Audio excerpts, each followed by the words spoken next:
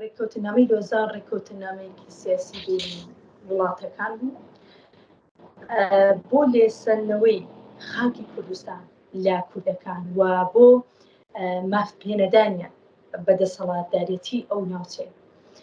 بەڕای من ڕێککەوتنامەی لۆزان هیچ شتێکی بە کورد نەبەخشی جگە لە جینۆساید، جگە لە لێسەنەوەی مافی ژیانکردنیان لەو ناوچەیە و قەدەغەکردنی زمانیان کە زمان بابەتێکی گرنگە لە هەموو دنیادا.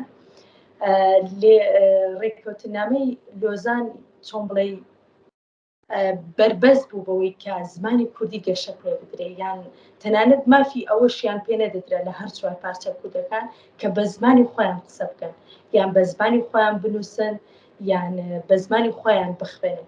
جگە لەم چەند ساڵی کۆتایی ئەویش بۆی هەندێک ڕێککەوتنی سیاسیەوە بوو، بەڵام شتێکی ئەوتۆ نەکرا لەبارەی زمانەوە و گەنجی کورد ڕوبەڕووی دەیان کێشە بۆ دەیان کێشەی دەرونی فکری بە هەمان شێوە ژنی کوردیش. لەم 100 ساڵە بە من جگە لە نەهامەتی کورد هیچ شتێکی تری دەست نەکەوت. دەستکەوت جارێ نازانرێت چونکو ئەمە بابەتێکی سیاسیە کە من ناتوانم قسەی لەسەرکەم، بەڵام کورد دەتوانێت بۆ ژنی کورد دەتوانێت لە ڕێگەی دەستگا ڕۆشنبیریەکانەوە، لە ڕێگەی کار و چالاکیەکانەوە کار بۆ ئەوە بکەن کە چۆن بڵێ ئەو کاریگەریە کە 100 ساڵە لۆزان هەیەی لەسەر کورد نەهاوترێت. کورد بە درێژایی ئەو 100 ساڵە هەڵوێستی هەبوو لە شۆڕشەکاندا بگرن، لە هەر چوار پارچە شۆڕش هەبووە، هەڵوێست هەبووە، بەڵام گرنگ ئەوەیە ئەم جارە هەڵوێستەکەی تا ڕادەیەک بە من فکری بێت و هەڵوێستێک بێت ئیش لەسەر تاکی کورد بکات. ئەمە گرنگە. ئەگنا شۆڕش هەبووە و هەروەها هەر ئەو شۆڕشەش بەهۆی بابەتێکی سیاسیەوە دووبارە پوچەڵ بۆتەوە، بەڵام من پێم باشە لەمە دوای ئیش لەسەر گەنج بکرێت، یعنی گەنج تاکی کورد وەکو چۆن بڵێم وەکو کوردێک ساز بکرێت. کورد هەمیشە ئیرادە و هێزی هەبوو، بەڵام بەهۆی ئەوەی کە دەسەڵاتی نەبووە یان تەنانەت هەرێمێکشی نەبووە کە پێش 30 ساڵ پێش ئێستا نەیتوانیوە ئەو هەڵوێستە بنوێنێ، بەڵام لە ئێستادا بەهۆی ئەوەی هەر چوار پارچە بە هۆی ئەو هەڵوێستەی کە هەی بووە لە شۆڕشەکانە توانراوە هەرێمێک دروست بێت. ئەوە ڕەنگە کاریگەریەکی تۆزێ نەرێنی لە هەر چوار پارچە دروست کردبێت کەوای کردبێت هەڵوێستێکی باشتریان هەبێت. و بە من بەردەوامی تاکە شتێکە کاتوانێت کار لەسەر تاکی کورد بکات، بەردەوامی لە هەڵوێست، بەردەوامی لەو دروشمەی کە کوردستان یەک وڵاتە و نابێت بچوت. بە درێژایی ئەو 100 ساڵە کورد لەو شۆڕشانی کە تێیدا هەڵوێستی هەبووە توانیوێتی ئەو پەیامە بگەێنێت، بەڵام چۆن بڵێ کە نەیتوانیوە ئەنجامێکی باشی هەبێت.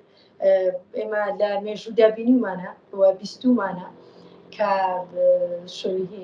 کۆماری مەهاباد دامەزرا کە کۆمەڵێک سەرکردە هەڵکەوتن بۆ ئەوەی دژی ئەو پەیماننامەیە بوەستنەوە، بەڵام بەهۆی هەندێک کاروباری سیاسی نەتواندرا ئەو شتە بکرێت.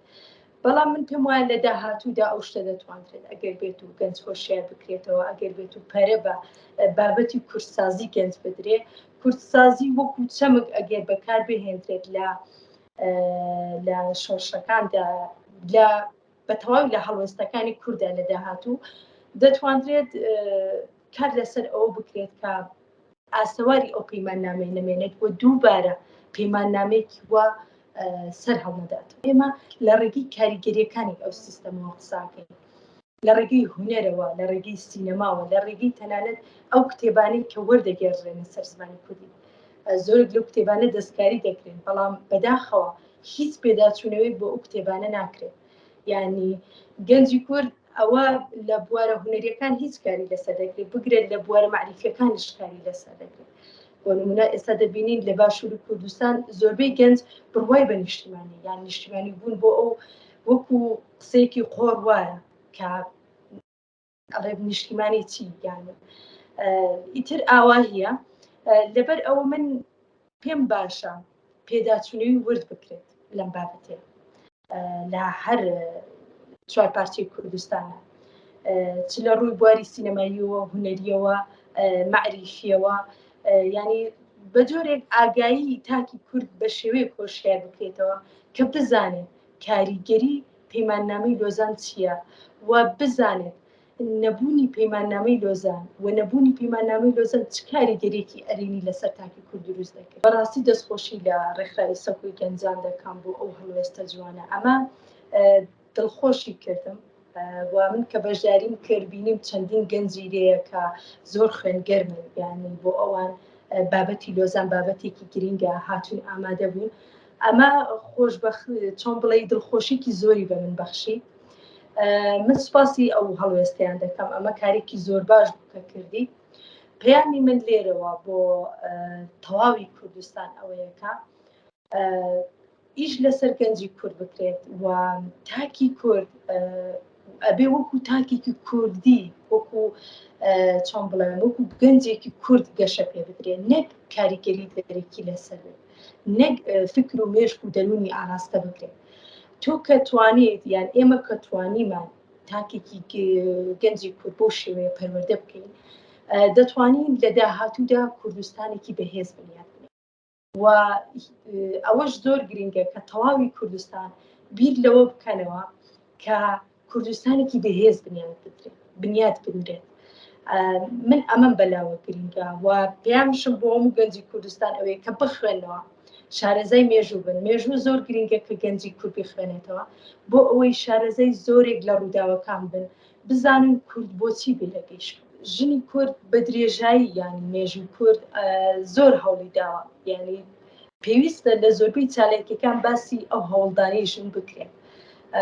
ئێمە تا ئێستا چالاکیەک لە کورد لە باشووری کوردستان لەسەر زارا محەممەدی نەکراوە کە زارا محەممەدی یەکێک لەو ژنە کوردانەی کە لەسەر زمانی کوردی ئامادە بوو خۆی فیدا بکات بەرامبەر دەوڵەتێکی وەکو ئێران وەستاوە و زۆرێک لە کچی کوردی باکوورمان هەیە کە تا ئێستاش لە زیندانەکانن دەچۆسێنرێنەوە سزایان دەدرێت سزای دەرونی جەستەیی عەقڵی بە هەموو شێوەیەک سزا دەدرێت بەڵام هیچ دەستگایەک ئامادە نییە ئەم شتە بخاتە ڕوو. پەیامم ئەوەیە کە بە هەموو شێوەیەک ڕۆڵی ژنی کورد لە کوردستانی گەورە پیشان بدرێت چ بە فیلم بێت چ بە سینێما بێت چ بە چیرۆک بێت چ بە دیکۆمنتاری بێت. ئەو پەردە خۆشکردنەی ڕۆڵی ژن لە کوردستانە بە من کاریگەری نەرێنی دروست کردووە و فکری پیاوسالاریشی بەهێز کردو.